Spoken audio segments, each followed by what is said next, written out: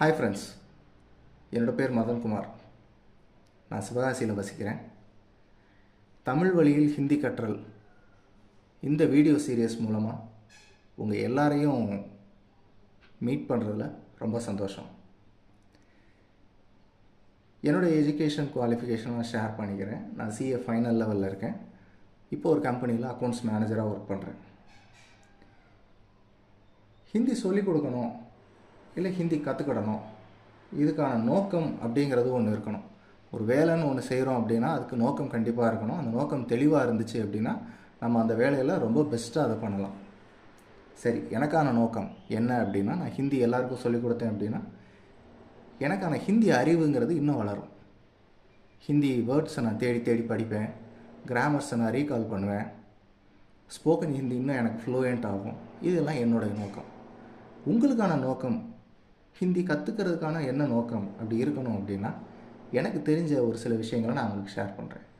Indian army, navy இதிலெல்லாம் join பண்ணணும்னு நினைக்கிறவங்க ஹிந்தி கற்றுக்கோங்க. ஏன்னா ஒன்ஸ் நீங்கள் செலக்ட் ஆகி உள்ளே போனதுக்கப்புறம் உங்களுக்கு ஹிந்தி தெரிஞ்சது அப்படின்னா உங்களுக்கு அங்கே இருக்கிற ஒரு சர்வைவல் ரொம்ப ஈஸியாக இருக்கும். ரெண்டாவது, வியாபாரம், தொழில், இந்த ஃபீல்டில் இருக்கிறவங்க நார்த் இந்தியாவில் போய் நம்ம ட்ரேட் பண்ணணும் அப்படிங்கிற ஒரு நோக்கம் இருந்துச்சுன்னா நீங்கள் ஹிந்தி கற்றுக்கணும். நிறைய பேர் சொல்லலாம், நான் தமிழ்நாட்டிலே வியாபாரம் பண்ணிக்கிடுவேனே, நான் எதுக்கு நார்த் இந்தியா போகணும் அப்படிங்கலாம். அப்படின்லாம் நினச்சிடாதீங்க. இப்போ கூட நீங்கள் சென்னையிலேயோ மதுரையிலேயோ போய் பார்த்தீங்கன்னா நிறையா நார்த் இண்டியன்ஸ் நம்ம தமிழ்நாட்டு மார்க்கெட்டை கேப்சர் பண்ணிட்டாங்க.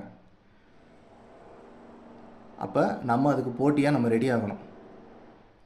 நம்ம போய் நார்த் இந்தியன் மார்க்கெட்டை நம்ம கேப்சர் பண்ணணும். அப்போ நமக்கு ஹிந்தி கண்டிப்பான முறையில் தேவை.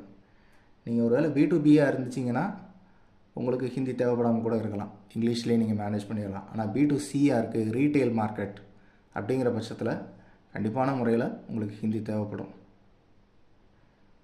மூன்றாவது, அரசு வேலை, மத்திய அரசு வேலைக்காக ட்ரை பண்ணுறவங்க கண்டிப்பாக ஹிந்தி படிச்சுக்கோங்க. டூரிசம் ரிலேட்டட் ஒர்க், டூரிசம் இண்டஸ்ட்ரியில் ஒர்க் பண்ணியிருக்கீங்க அப்படின்னா உங்களுக்கு தெரியும். டெக்ஸ்டைல் இண்டஸ்ட்ரிக்கும் ரொம்ப அதிகமாகவே தேவைப்படும். ஏன்னா டெக்ஸ்டைல்ஸில் நிறைய லேபர்ஸ் இப்போ ஹிந்தி ஒர்க்கர்ஸ் வந்துட்டாங்க.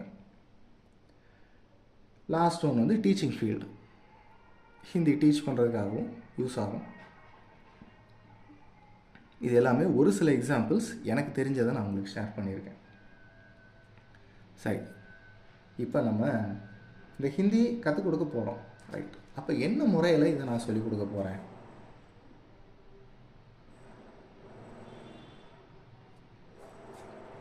மெத்தட் எப்படி தான் நான் கொண்டு போக போகிறேன் அப்படின்னா, முதல் எடுத்தோன்னே நமக்கு கிராமர் ரொம்ப முக்கியம்.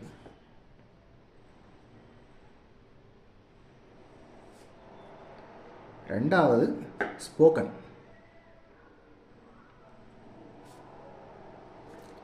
இந்த ஸ்போக்கனில் நீங்கள் தெளிவாக இருக்கணும் அப்படின்னா உங்களுக்கு வேர்ட்ஸ் நிறைய தெரிய வரணும். அப்போ இது மூணு சேர்ந்தது தான் இந்த சீரீஸ். நம்ம கிராமர் பார்ப்போம், கிராமர்லேருந்து ஸ்போக்கன் கொண்டு போயிட்டு இன்பிட்வீனில் உங்களுக்கு நிறைய வேர்ட்ஸை நான் சொல்லித்தரேன். இது எல்லாத்தையுமே, அதாவது ஒரு கிராமர் அப்படின்னா A to Z எனக்கு என்னுடைய ஜி எப்படி சொல்லி கொடுத்தாரோ அதை நான் அப்படியே எடுக்க போகிறேன். கொஞ்சம் கூட பிசுறு தட்டாது, எதையும் மறைச்சும் பேசுகிறதுக்கு இங்கே எதுவுமே கிடையாது. அதனால் தாராளமாக நீங்கள் இந்த சேனலை ஃபாலோ பண்ணலாம், ஹிந்தி அறிவை முழுமையாக பெற்றுக்கோங்க. நம்ம ஸ்டார்ட் பண்ண போகிறது எழுத்துக்கள். அடுத்த கிளாஸஸில் அதோட இன்ட்ரோ இப்பயே கொடுத்துறேன். என்னென்ன உயிரெழுத்துக்கள், மெய் எழுத்துக்கள், உயிர் மெய் எழுத்து தமிழில் எப்படி இருக்கோ அதே மாதிரி தான் ஹிந்திலையும் இருக்கும். பட் நான் ஒவ்வொன்றுக்கும் தனித்தனியாக நான் சொல்ல, ஒரே கிளாஸில் உங்களுக்கு எழுத்துக்களை நான் கம்ப்ளீட் பண்ணிடுறேன். கொஞ்சம் ஸ்பீடாகவே நான் போயிடுறேன், ஏன்னா நமக்கு ஸ்போக்கன் தான் ரொம்ப முக்கியம். ஓகே ஃப்ரெண்ட்ஸ், இதுதான் இந்த சேனலோட நோக்கம். என்னையை பற்றின அறிமுகம், இது எல்லாமே நீங்கள் தெரிஞ்சுக்கிட்டீங்க.